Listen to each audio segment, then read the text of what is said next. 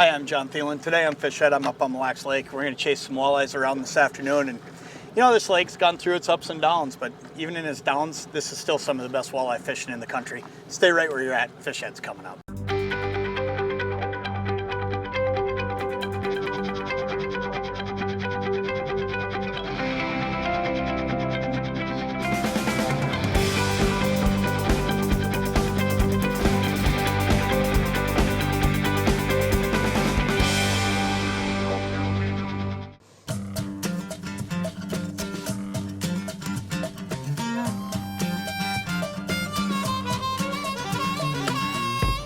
Go down? Yeah, it did. Got him. That's how you like to start an afternoon of fishing. I slid almost all the way back to this fish, and I was just hustling to try to get the slack out. As I dropped on him going upwind, the boat gets turned and headed back this way. That fish right there is a dynamite walleye. Look at that. He's gonna be a little bit small. He's gonna be below that keeper range. But when people say the fish just aren't biting up here, they're still biting. But you gotta do things a little bit different. What I'm doing today is I'm putting baits in front of these fish that's just gonna sit there and give them time to look at it. Because what you gotta understand is there is so much bait in this system right now that there is no way that these fish have to eat what we give them. So when you drop down, you've got to do a good job of leaving the bait right in front of their face for quite a while, because if you don't, you're going to end up in a situation where you just flat out don't get bit. What happens is once I drop that float on these fish, I've already identified that they are right there.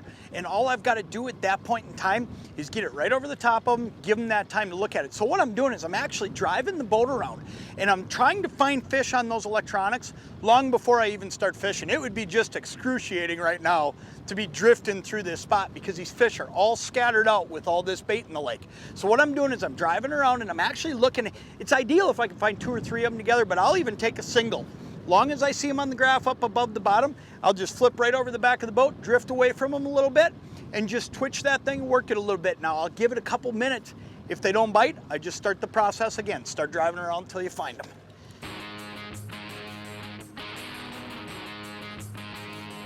There he is, that's what I want. Boy, he just popped it. He sunk that thing so fast. Got him. Man, we must have just landed right on top of his head because he just sunk that thing.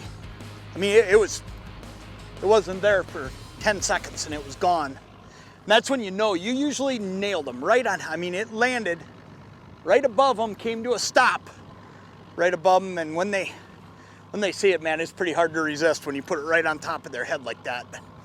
Feels like a pretty good fish too. Be a little careful here when you start drifting like we're doing. I hate putting the boat in gear when I got a fish on, but if I can help it. Oh yeah, look at him. That's a good one right there. Look at that. That right there is a dynamite eye, and I'll bet he's gonna be really close to being a keeper. Look at that fish right there. Man, that's a fun fish to catch. I just love walleye fishing, and you know, this lake, you can still get them in the locations we're fishing right now and finding fish. Headed into midsummer, they're scattered out all over. You can do what we're doing in a lot of different places right now. I'm gonna measure this guy. He's gonna be really close. Look at that, he's 19 1/4. Normally I'd throw him in the live well and we'd be done with my limit for the day, but we're gonna let this guy go because here's the deal, I wanna keep on fishing and fish are biting. Let's let this guy go, and then I'm gonna talk to you a little bit about the locations these fish are in, because it's easy to fish the way we're fishing on spots like this. There he goes. All I'm really looking for out here are areas where I've got a slow sloping flat or a rock pile. I'm not looking for my big steep stuff. My big steep stuff is too hard to fish because when I set my depth for the top, I just want to be about 1 foot above the fish, which means I'm usually about 2 feet up. But when I slide out off the edge, if it's a slow sloper, I'm gonna have the ability to still throw on those fish, and sometimes they'll come up 2 or 3 feet.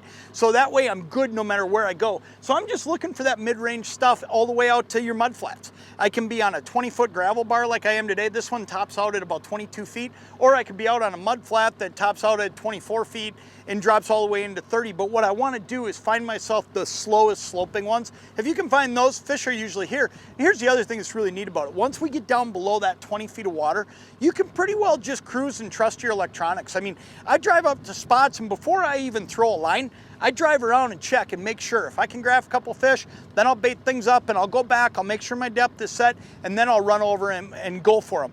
You know, if you're up shallower, say you're in that 10 to 15 feet, it's a little harder to do that. So find those mid-range things on out to the deep stuff right now, and you can catch fish right through the midsummer period here doing this.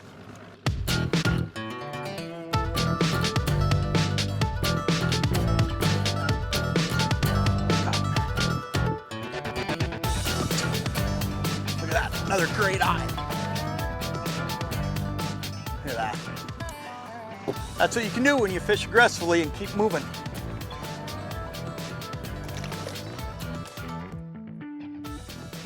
You know, that's enough of that guy. He ain't gonna bite.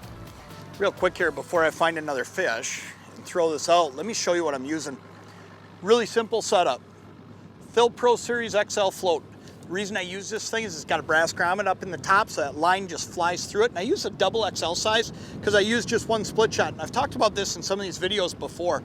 I only use the one large split shot because if you use two, you'll get that line doing this when you cast, and that's how sometimes you end up tangled back up over the top of the float. And when the line don't get down there, you ain't gonna get to them.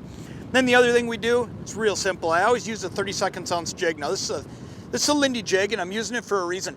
I want that leech to be horizontal. If I'm using a plain hook, he's vertical. And the minute he's vertical, he's hanging like this as soon as he gets tired. There's no way he can swim up and look natural.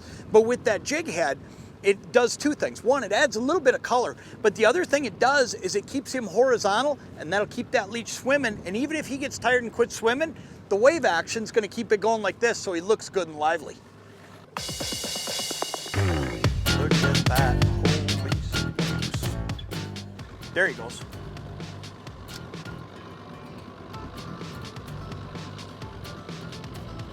There he is. Got him. It feels like another dandy. This is such a fun way to fish. In some respects, it's just like ice fishing. You know, you're planting yourself, or you're trying to plant yourself right on top of fish. And this is such a great technique too for when fish are just not active. You can just go find them. Because I can tell you, it can be a long day of just drifting aimlessly. If you're just drifting over areas where there's not fish moving around, because you're moving so slow. And don't get me wrong, I love the Lindy rig and I love to spinner fish. But boy, I'll tell you, this fishing right here that we're doing is just so effective. Look at that one. That right there is a great walleye. What a great way to wrap up our day right there. That's just a fun fish right there. You know, they're all a ball. I just love catching walleyes. And Mille Lake, I'll tell you what, you come up here and you go fishing, you fish a little bit differently, you get a little bit more aggressive, and fish like that, they're still biting. You can catch a lot of big fish here, and you're gonna bump into a few keepers, and I'm gonna bet you, I'm gonna put this one on the ruler, but he's gonna be close. You're gonna bump into a few fish between that 19 and 21 inches. So if you get a chance to get up here, do it. Come on up here, enjoy some of this, because there's some great fishing still. You may not get the 50 fish days that you were getting a few years ago, but you know what? You can still make bobbers go down. You can still catch fish and have a great time on the water. Let's see what that guy's measurement comes out as today.